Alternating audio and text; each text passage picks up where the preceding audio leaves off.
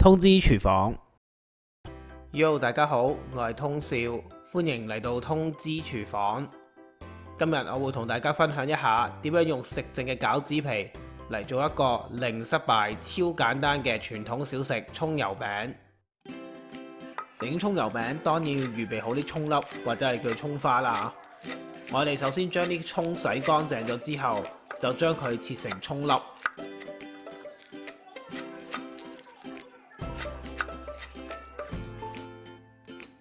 然後就將啲葱粒放喺一個碗入邊，加入指定份量嘅調味料，調校好個味道。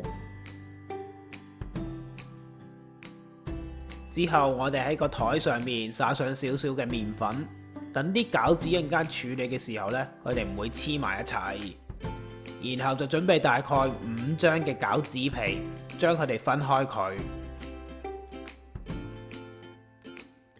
我哋依家就要準備一啲烘焙專用嘅豬油，如果你買唔到嘅話，可以改用菜油或者麻油去代替嘅。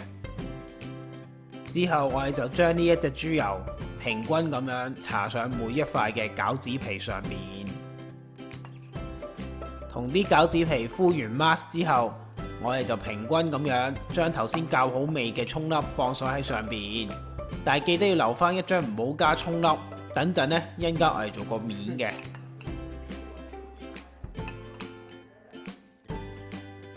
嘅，然後就好似整漢堡包一樣，將啲餃子皮一層疊一層，最後喺個面嗰度就鋪一張冇葱粒嘅餃子皮上去，然後用手輕輕力將佢壓扁壓實佢就得㗎啦。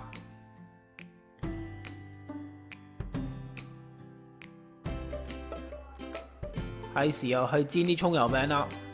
鑊入邊我哋先用大火將佢燒熱，然後加大概1茶匙嘅油落去，就立即改為細火。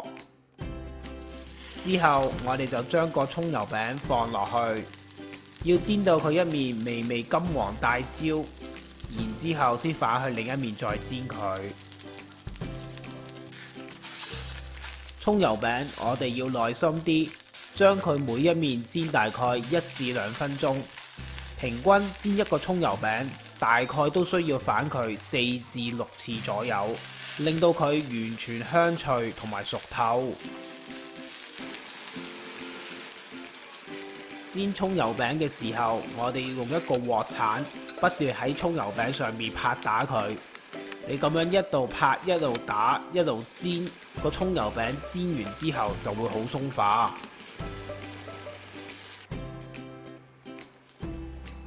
葱油餅我哋依家就煎好啦，可以切開佢嚟食。呢個葱油餅真係超級簡單，只要有餃子皮，你隨時想食都可以隨時整到㗎。唔使猜麵團又唔使捲，呢個葱油餅一樣做到入邊一層層咁樣，非常之香脆好食㗎。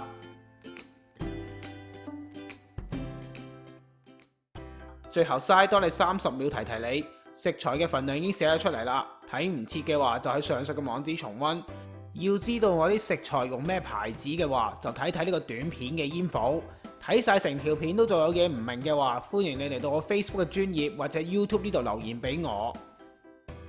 如果大家中意我嘅短片，希望呢你會俾個 like 同埋 share 俾你身邊嘅朋友，仲要訂閱我嘅頻道支持下我。訂閱完之後記得要撳埋隔離個鐘仔喎。咁樣你先會收到我最新嘅通知㗎。我哋下次再見啦，拜拜。